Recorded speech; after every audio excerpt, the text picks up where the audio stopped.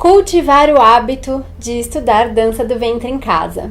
Para encerrar essa temporada do Pausa, a gente vai falar um pouquinho sobre isso hoje.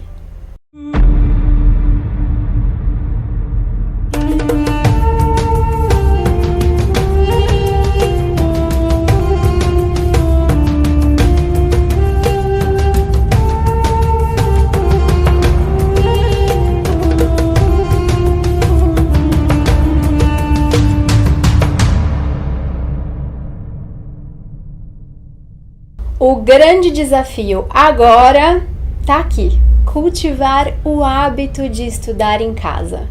Para quem está seguindo todos os programas, nós conversamos um pouco sobre tipos de exercícios eficientes para a gente fazer em casa. Nós dividimos esses exercícios em 2 grupos: exercícios físicos expressivos versus exercícios para a parte intelectual. Esses exercícios físicos e expressivos, nós vimos 3 exercícios excelentes, que são improvisação, exercícios de repetição e treino de sequências coreográficas. Para a parte intelectual, nós vimos como avaliar, como estudar através de vídeos de apresentação de dança de outras pessoas, a partir dos nossos vídeos de apresentação ou de estudos de dança do ventre. Vimos que ler livros, ler textos em blog, assistir a vídeos como esses informativos, apresentações reais de dança, ir a shows de dança do ventre, fazer viagens para os países árabes, estudar a cultura lá em loco, tudo isso traz uma bagagem intelectual que reflete na nossa dança. Vimos que a gente precisa desenvolver uma maneira de registrar esse conteúdo todo que a gente adquire para a gente poder consultar depois. Vimos que esses registros são fontes de estudos em casa, então rever aquilo tudo que a gente um dia estudou é importante para a gente deixar aquilo vivo na nossa memória, aquilo acessível à nossa memória, aquilo fique à flor da nossa pele para que apareça na nossa dança. Vimos que é importante estabelecer objetivos e depois saber avaliar os resultados, para a gente ver se toda a estratégia de estudos que a gente está fazendo está sendo útil, está realmente alcançando o objetivo que a gente quer. Vimos que se a gente não consegue fazer isso tudo sozinha, a gente chama a nossa professora e pede ajuda para ela. Enfim, muitas informações. E agora? Agora nós temos que fazer uma coisa fundamental, que é cultivar esse hábito. Precisamos cultivar o hábito de estudar em casa. Vimos no programa passado, como a gente fazer um planejamento escrito para fazer um controle lá, para a gente olhar se o que a gente planejou está sendo feito. E a partir disso, criar esse hábito.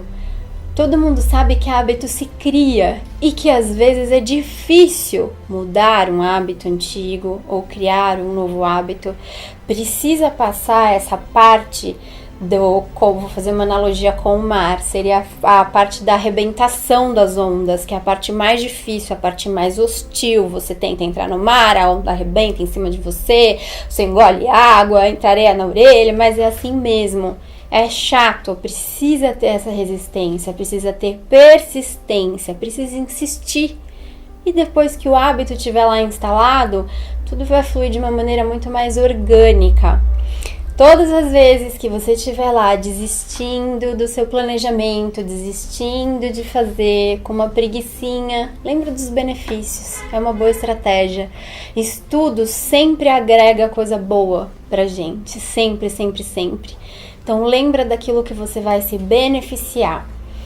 É cansativo, é muito programado, às vezes a gente se perde um pouco no meio do caminho, mas a gente tem que resistir. Criar o hábito agora é o desafio de cada uma de vocês e o meu também. Criar novos hábitos de estudos para que a nossa dança melhore cada vez mais e a gente consiga se realizar com ela. É isso que a gente quer. A gente quer se realizar a partir dessa dança. Umas pessoas querem se realizar frente ao público, outras pessoas querem um corpo mais flexível, com uma consciência corporal maior, para si própria, não almejam apresentações. Enfim, cada uma tem lá o seu objetivo. E esses treinos vão conduzir a gente para alcançar tudo isso que a gente quer. Então, força, resistência, foquem no objetivo de vocês, planeje-se, acumulem muitas informações, trabalhem essas informações, registrem tudo que vocês puderem, criem capacidade de avaliar esses registros, tanto os registros dos estudos quanto os registros dos resultados. Você poder olhar para sua dança e poder avaliar se você está melhorando mesmo ou não.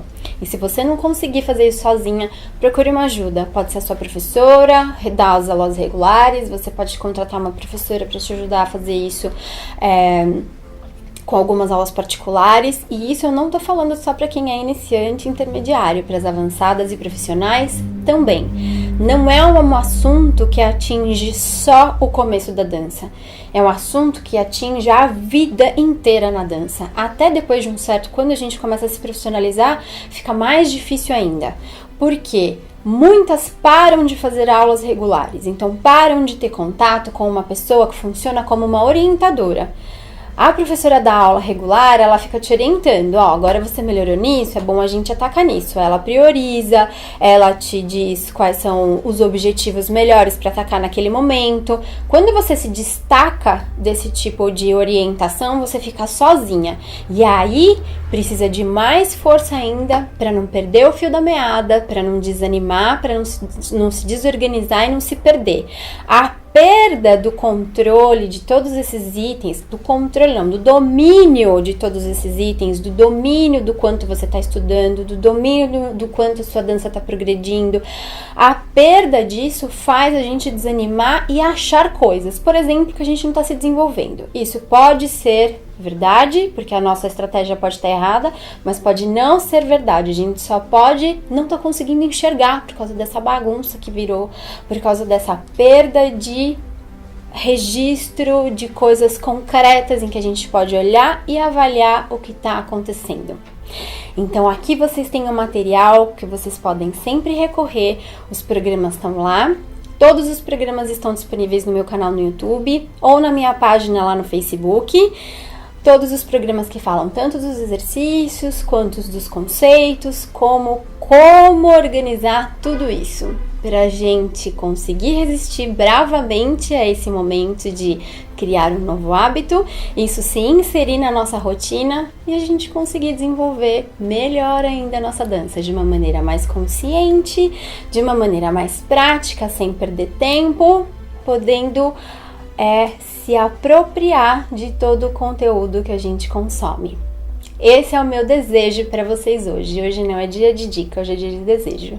Desejo que vocês consigam criar essa rotina e que essa rotina seja próspera. Muita prosperidade para os estudos de vocês e para a dança também.